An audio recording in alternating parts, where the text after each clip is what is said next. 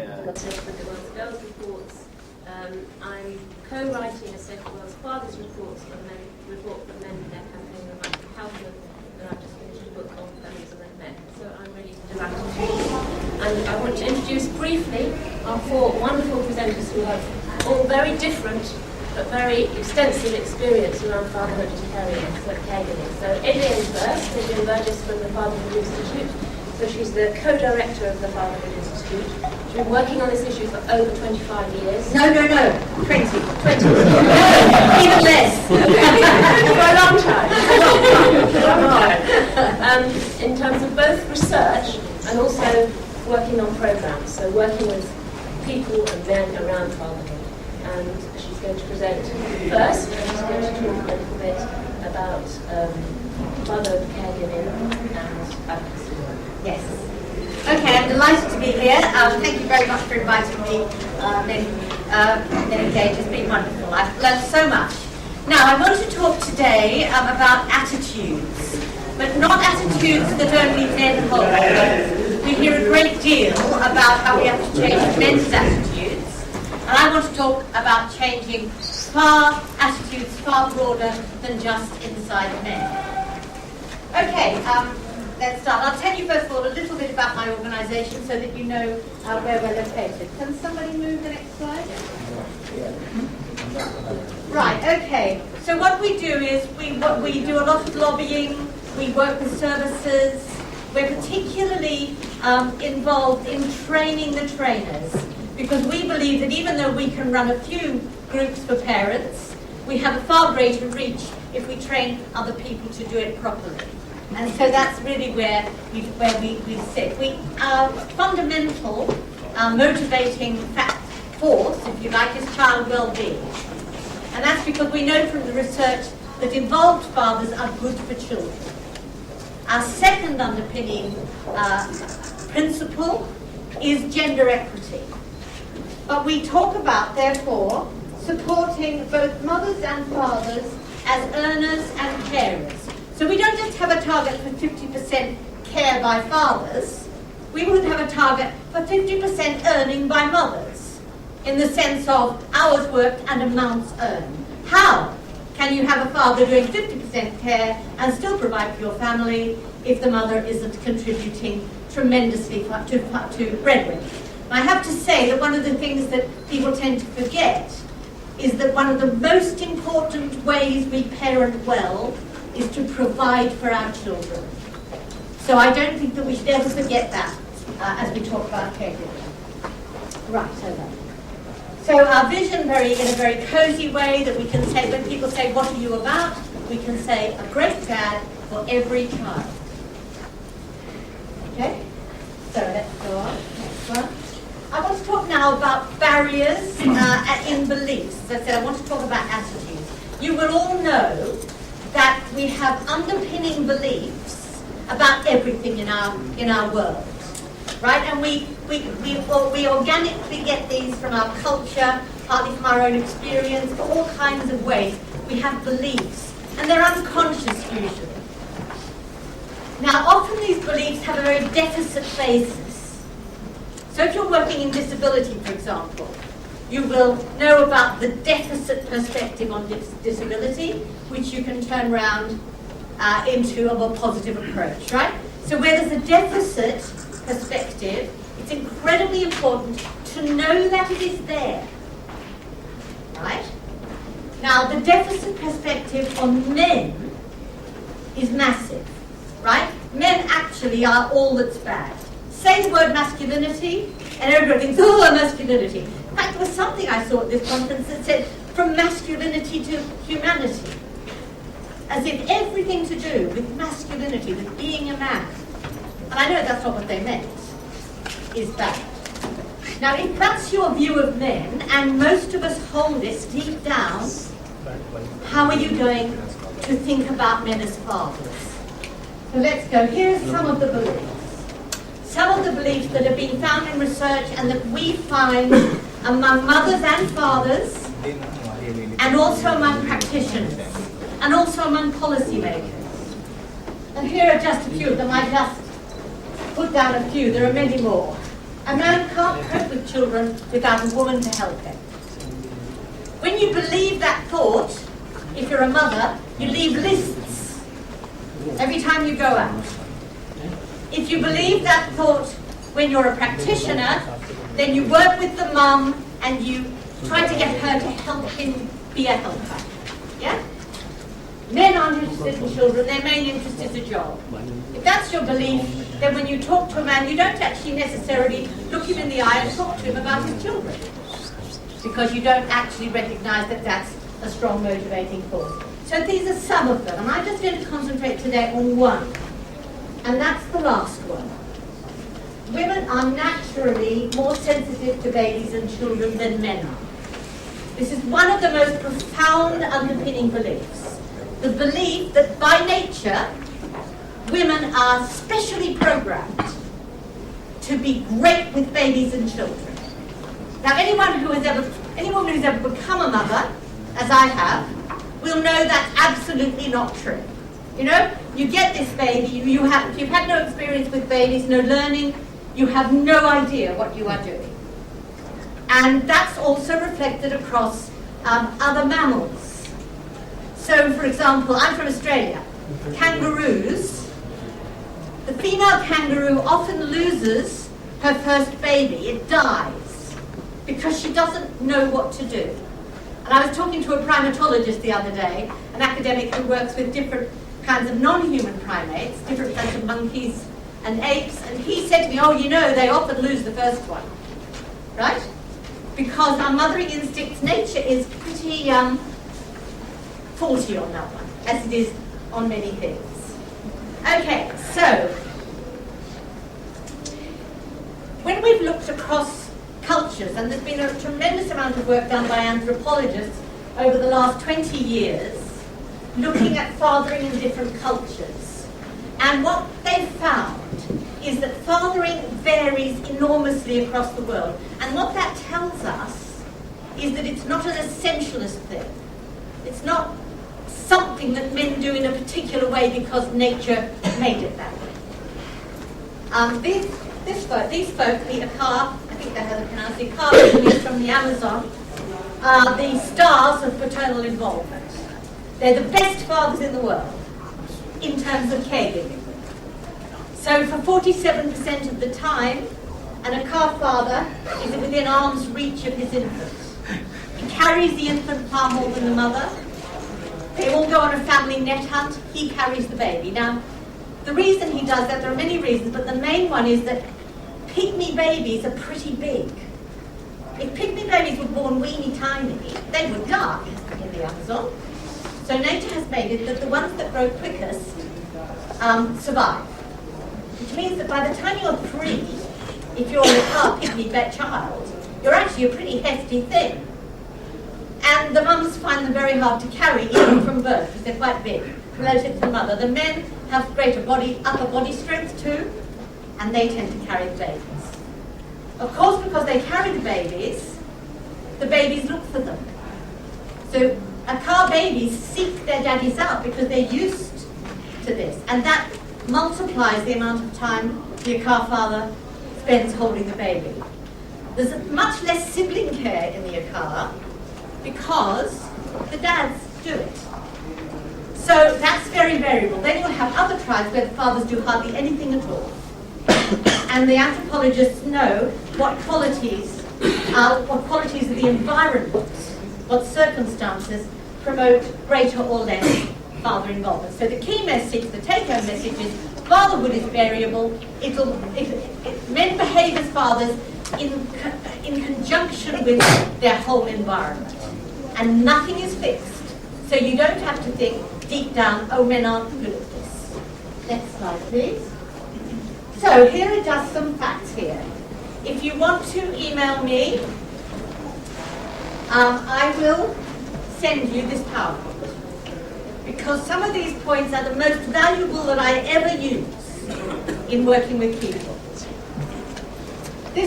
All my work is evidence-based. That's what you have to do. When you're advocating for fatherhood, you can't just walk around saying, oh, fathers are good for children. You've got to walk around saying, fathers are good for children because the research shows that.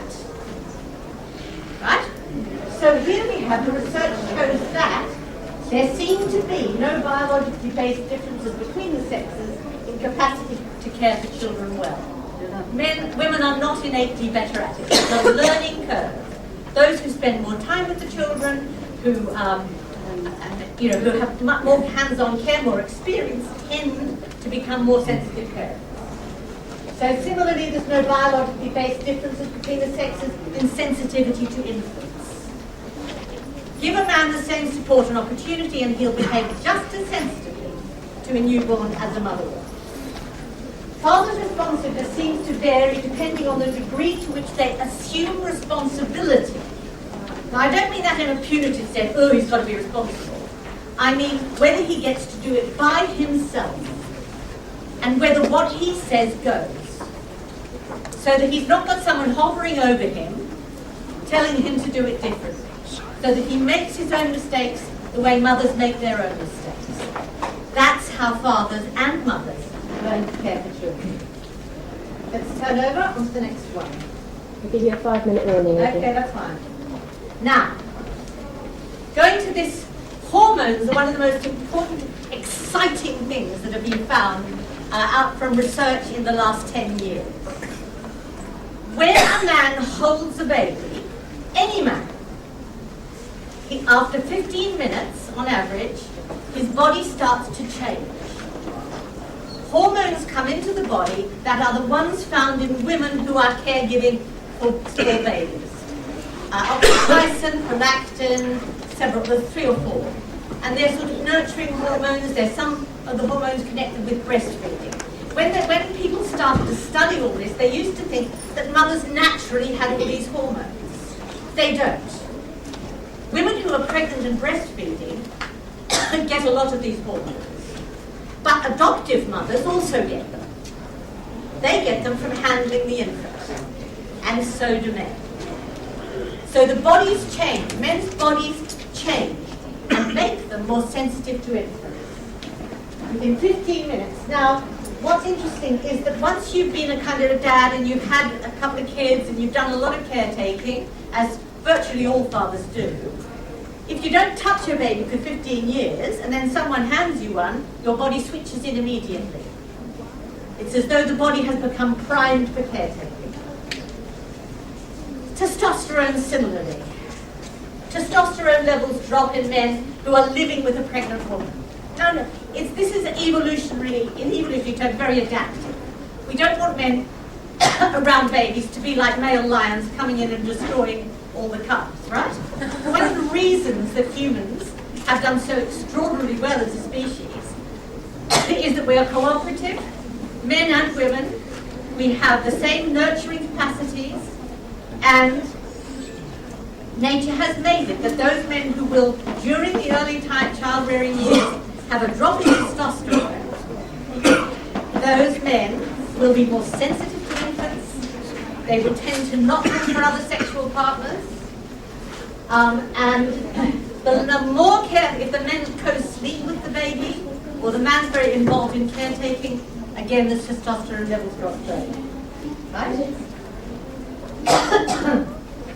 Similarly, there are brain changes that go on. The recent neuroimaging is showing amazing stuff.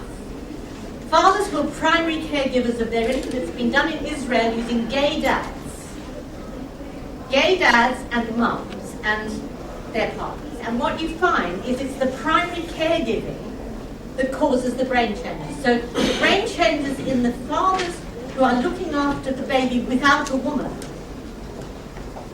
are as great in magnitude, slightly different, but overall in great in magnitude and as significant as in the women who are doing the caregiving.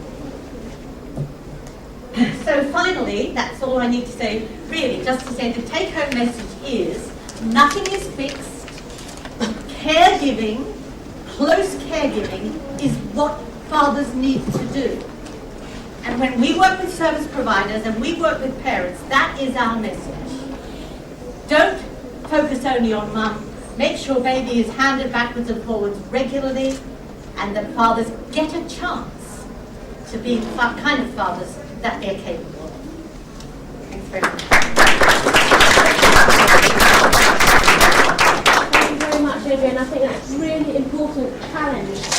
some of the myths that are around there about fathers and fatherhood. I hear constantly that issue about mothers and really evidence-based parenting really important.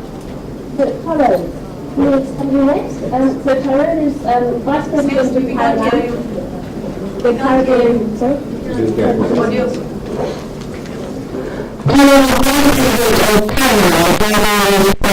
Action Network, it's based in Trinidad and Tobago.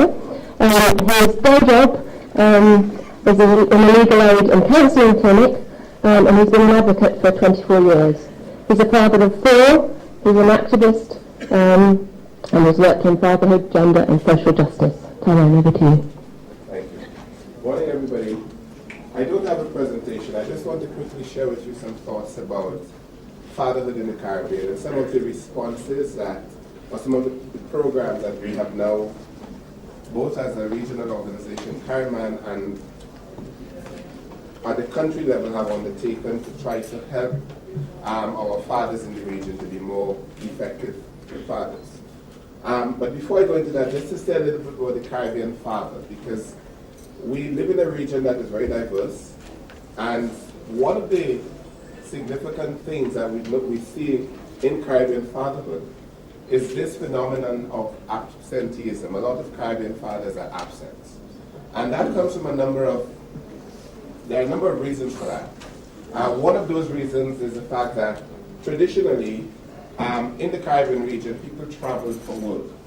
The islands are fairly close together, and some islands have more resources than others. So we have, for example, a lot of fathers from the Lesser Antilles or from some of the smaller islands that would have traveled to Trinidad and Tobago to work in the oil fields years ago. We have fathers in larger countries like Guyana who would work in the mines in the interior, and therefore they're away from their families for very long periods of time. So we have absentee fathers for reason of employment. We also have absentee fathers for reason of promiscuity. In the Caribbean region, our culture suggests strongly that to father many children is a badge of honor. So we have a lot of men who have been serial fathers for long periods of their lives, who have children, multiple children, with multiple women in multiple communities, and often in multiple countries. As they travel for work, they father children, and as a result of that, they are unable to be physically present in the children's lives and to provide financially for the care, support, and protection of their children. As an example of this, my father, who was killed at the age of 35, had already fathered 22 children by the age of 35, which makes him, to a large extent, a serial breeder, because he fathered children with 13 different women. But when I speak about this, sometimes some people find it remarkable that I have 21 siblings. But there are fathers in Grenada who have 100 children. And that kind of serial breeding has led to a lot of issues for the children that these men have fathered. Issues that have to do with this feeling of entitlement. I'm a man, and if I'm a man and there are women, I can have as many children as I want to have, because in some of our countries that is almost revered. In other circumstances, of course, there are those many children who have to deal with fallout of this. Fallout in terms of their father's inability to provide for them. Fallout in the sense that their fathers are not there to mentor, to nurture, to care for them, to support them as they grow up. And of course, fallout in the sense that the mothers of these children have the added burden of not just caring for the children at home, but also providing at every other level for the children because the fathers are not there. This is not the only characteristic of the Caribbean father, of course. Please don't misunderstand. There are many Caribbean fathers, like myself, who do care, who want to be there, who are there as nurturers, as carers, as caregivers of their children, who not only play this role in the lives of their children, but play these roles very, very well. We do have a cultural context in which our music the Caribbean is famous for a lot of things, not only our West Indies cricket team that used to be very good very many years ago, but we're also the region that invented calypso, which is a form of, which is music that, social commentary, but that very often objectifies women and speaks about men's sexual prowess and the importance of men's sexual prowess. We also have reggae music, which in its original iterations many years ago, really was about the struggle and upliftment and growing out of bondage and all the rest of that, but has now become in a new form that is now called dancehall, that really again objectifies women and speaks a lot about sexual prowess and about patriarchy and about financial domination by the man and the use of drugs and alcohol, again as badges of honor, to a large section of the Caribbean male population. Their lives are really shaped by this music that is so very popular in our region, which to some extent we've exported as well.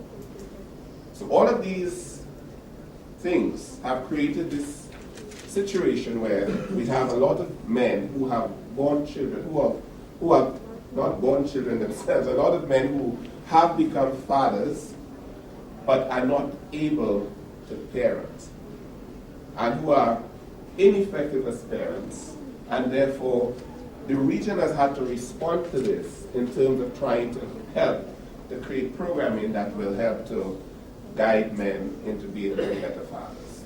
As I said also, there are in fact many, many men who are good fathers who are doing the best they can with the resources that are at their disposal, but also can use help.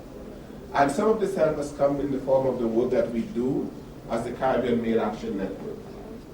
We're a network based in the Caribbean, and within the Insular Caribbean, we're now, we have partners or affiliates doing programs in 12 countries in the region, and we are now trying to mobilize around creating a network, or at least the North American, Caribbean and the North American diaspora.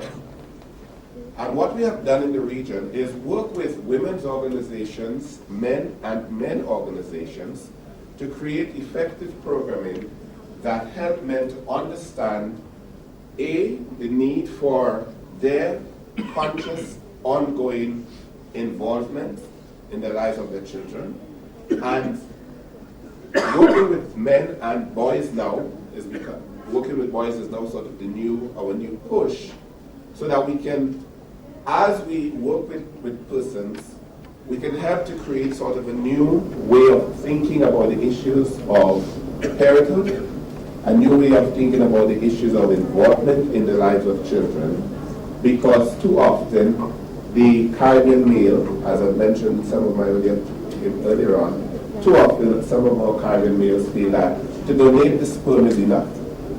To create a pregnancy is an end in itself, and then they're out of the picture. As we go across the Caribbean region, as we look at the Caribbean landscape today in terms of work around men and boys for gender equality and social justice, a lot of this work has been led by the Caribbean Male Action Network, supported by organizations like UN Women, UNFPA, UNICEF, because of course of their own interests and their mandates to work for the development of girls, women, and human beings. So some of our work, for example, includes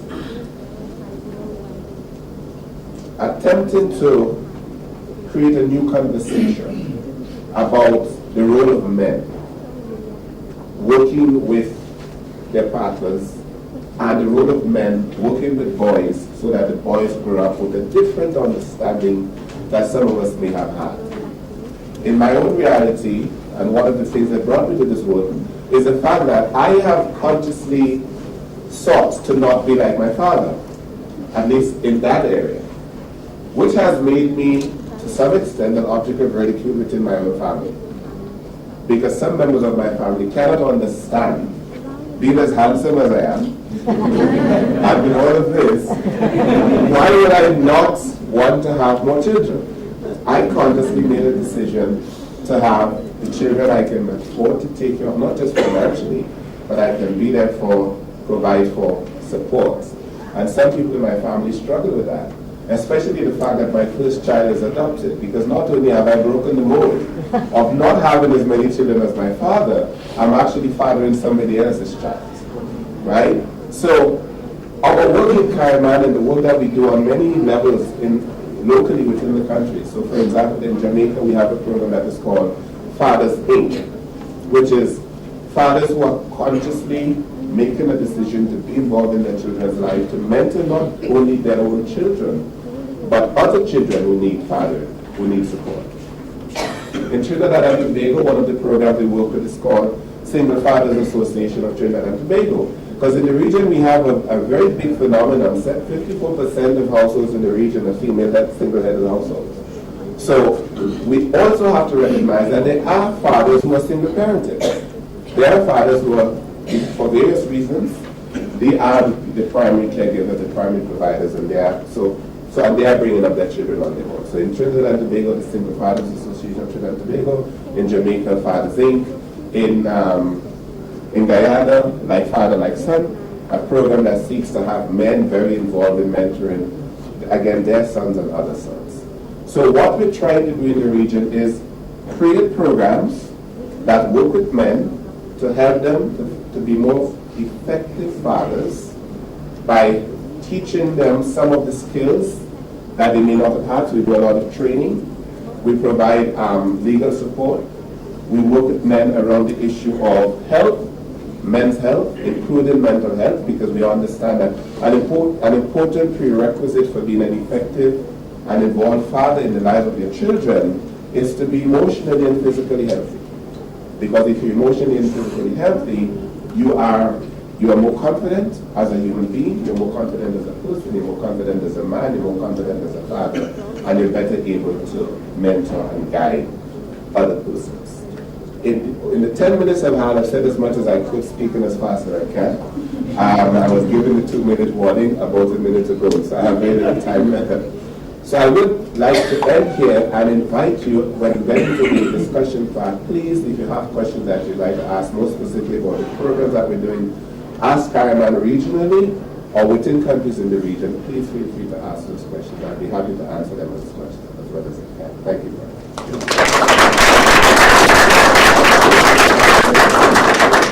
Thank you, Tyrone. I'm sorry we had to cut it a little bit short. So I'm sure there will be lots of questions on what Tyrone's been saying, both about the context in which Caraman is working, and also, interestingly,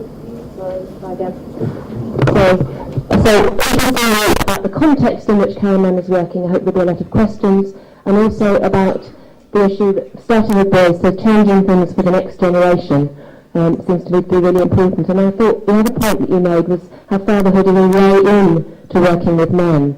I think that's also a very interesting piece of information in terms of fatherhood being a way into talking about men and gender equality. So next we have Francisco Pancho Aguirre, who we're going to have, we've kind of got some translation for into Spanish. Pancho has been working in this area of men and gender equality for a very long time. He works in Cultura Salud Foundation at the moment. He's a psychologist. When I googled him, I also found there was another Francisco Aguirre who's a wrestler. So it was interesting to see who we were going to meet, but we're not meeting the wrestler, we're meeting the psychologist. So Pancho, over to you. Do you want to speak into that microphone? Yeah. If I can. No, you can say now. Can I say, by the way, while we're setting this up, I've given you the wrong email address. It's .org, not .com. I'm really sorry. .org.